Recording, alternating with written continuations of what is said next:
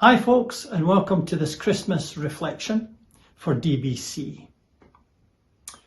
Brenda and myself are down in Eton seeing family, and this is where this recording is coming from. I have to say I find Eton a fascinating place full of history and traditions.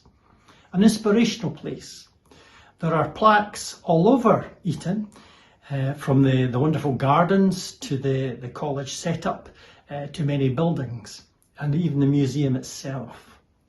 And these plaques are in honour of some of the famous sons of the college who were inspired and then aspired to serve their country and the British Empire down throughout the years.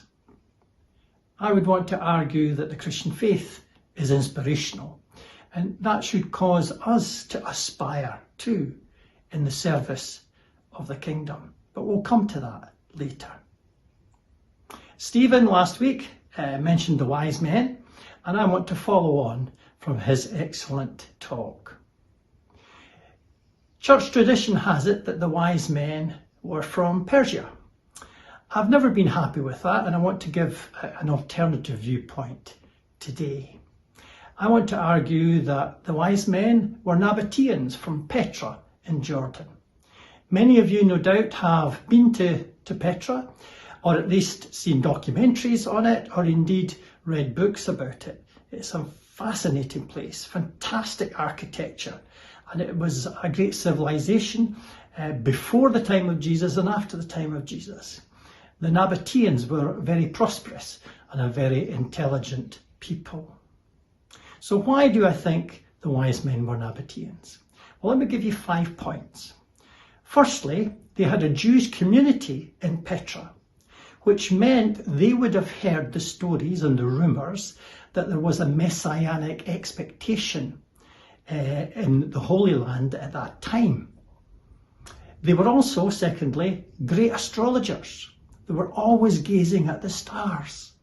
So they could have put the two things together.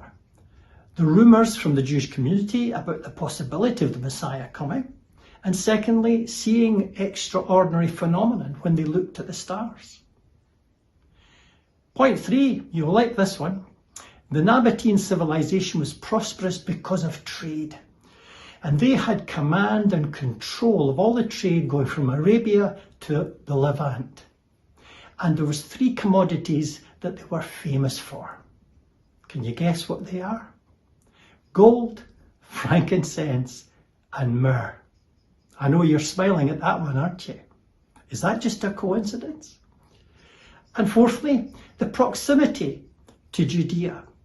To come all the way from Persia seems a wee bit far-fetched, although it could have been done. But remember, this was the ancient world. And fifthly, had they come from Petra, they would have crossed the east bank of the Jordan to the west bank. They literally were travellers coming from the east. And I think these 5 points indicate that perhaps the wise men were Nabateans.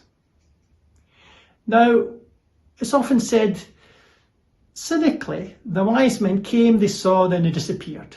Well, there's no follow-up. And I've even heard sermons to that effect, that don't be like the wise men. They came, they saw, and then they went away, and that was it. I don't believe that for a minute. Because if the wise men were called to go to Jerusalem, this was within, not Jerusalem, but to Judea, this was within the providence of God. How many stories have you heard from missionaries globally about great characters who've gone out to share the gospel in far-flung places and discovered something else had been going on, and nobody was quite sure when it happened and who had brought it, but there was actually a preparation going on there for the gospel. And within the providences of God, I would be surprised if the Nabatean wise men shared what they'd experienced. And later on, post-resurrection, with the spread and the evangelism of Christian faith, that when that went over the River Jordan and into Petra, that there were receptive hearts there, perhaps because of the actions and the stories of the wise men. We don't know, but I think it's an intriguing thought. Which brings me back to inspiration generating aspiration.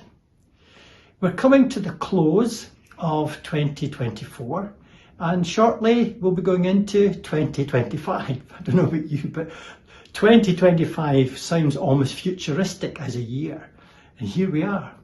So are we going to go on a journey of discovery and faith? Are we going to be inspired and then aspire to serve the kingdom? In so many ways, this can just be the beginning for us. So what signs are we reading? What voices are we hearing as we go into 2025 about what God wants us to do for the kingdom? Remember, the birth of Jesus was just the beginning of the story. There's a big follow-on. So let Christmas be a springboard for you and me as we go into 2025, listening for God's voice, for what he wants us to do in DBC and in our community, and indeed in our lives. Let's be open like the wise men were to the journey, a journey of discovery. And remember, Abraham to Paul, the Bible's full of journeys where people were inspired by God to serve him in the moment and in their own time and in their own day and age. That too is for you and me. Once again, thank you for watching and listening. Have a great Christmas. God bless you all.